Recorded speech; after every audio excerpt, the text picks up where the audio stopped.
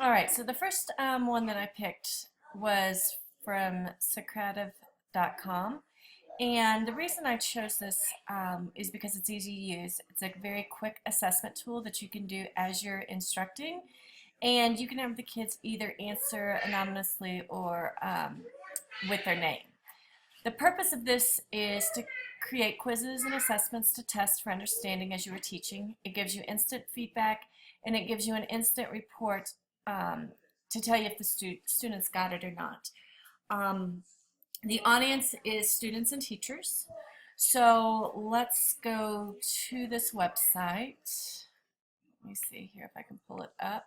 All right, so this is the teacher login. And let me show you first what it looks like when you type in. This is what you come to initially. So you have your student login and you have your teacher login.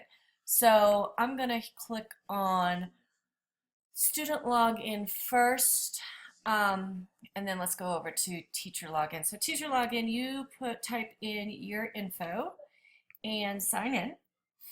And then it pulls it up, and you'll see up here at the top, it gives you a room number.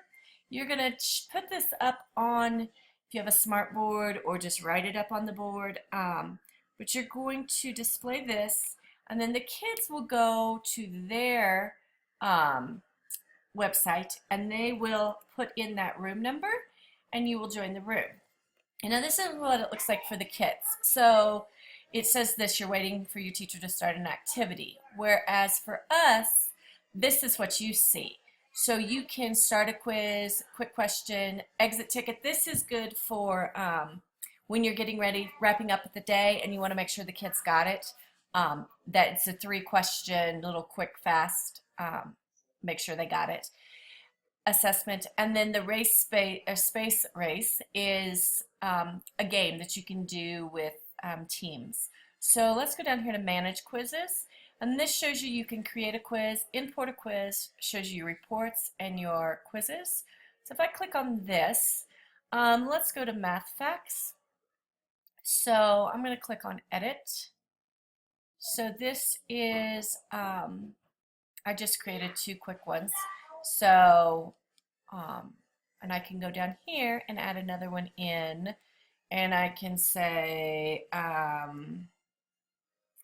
add 62 plus 87 and explain your answer. Okay, and then you can either give the correct answer and give an explanation. So, and then you just go up here and save and edit. So then, after you're done making your quizzes, you can select a quiz. So as you're teaching, you can go in and click on the math quiz or whatever you've created. And then you've got 3 choices here. So the first one is a student-paced immediate feedback. So it gives them the correct answers. Student-paced is student navigation, where they work on it on their own time and then come back to it and turn it in eventually. And then you have teacher-paced, which is this one. Let me see if I click on it. There we go. You control it, so you can send one question at a time, visualize the responses as they happen. And then down here you'll see the additional settings. You can disable students' names, randomize answer order. So let's go up here to student-paced immediate feedback and click start. So then this is what you will see once you start it. And as you can see over here, it tells you that the quiz is in progress. Now if I go back up here to my tab, to the students side of it, this is what your students will see at their desks, at their computers. They type in their name, click done, and then they're going to write their answer and give you their answer. And then let's just say that's submit it.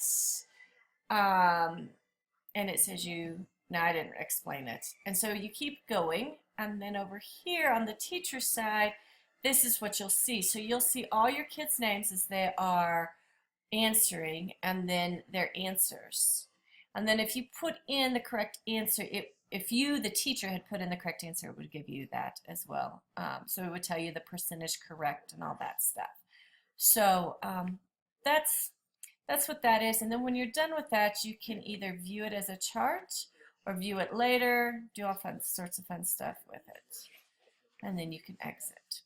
So this is the first one, and it's funny because my principal called me today, and one of the schools she went and visited was actually using this website in their classroom. And so once the kids, they were working with partners, and then they would, the answers would pop up on the smart board as they were answering them, and then the kids would explain how they got their answers and stuff. So if I were to go back over here to this, the standards that I used for this website were, from the teacher's perspective, promote student reflection using collaborative tools to reveal and clarify students' conceptual understanding and thinking, planning, and creative processes. And the other one was Teachers 2D, provide students with multiple and varied formative and summative assessments aligned with content and technology standards, and use resulting data to inform learning and teaching. So that's where we are there.